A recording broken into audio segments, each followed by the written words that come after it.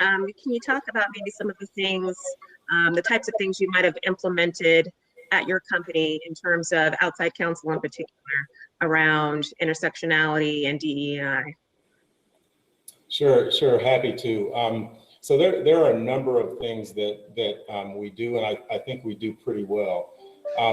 One has to do with attraction of diverse talent, which is, you've got to get people in the door if you want to have any hope. And so one of the things that we've done in the legal function is we've started a hiring committee, right? Because there's data and science that shows that if you multiply the number of decision makers, it reduces the potential for bias to creep into the process. So more checks and balances, if you will.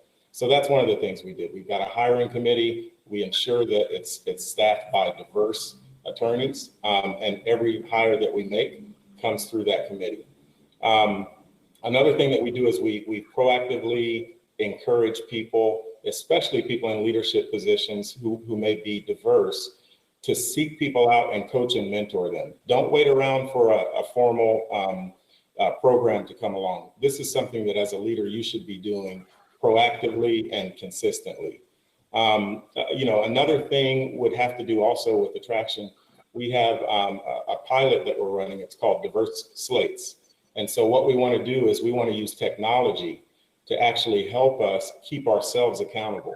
Because too many times there are certain jobs, let's say intellectual property and legal, for example, there just may not be a lot of Black or other diverse talent in that field out there available to hire. And so what we want to do is we want to keep ourselves from having the excuse of, well, there just aren't enough, I'm going to throw up my hands and I'm not going to demand a diverse slate, because the technology will tell us the availability for any role that we choose to seek out.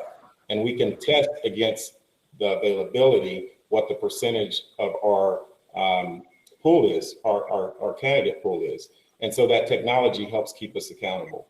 And then finally, I think it's already been touched on, so I won't go into it, but we have a really detailed vendor and supplier RFP process. And then once we get them in the door, we actually have semi-annual check-ins with them.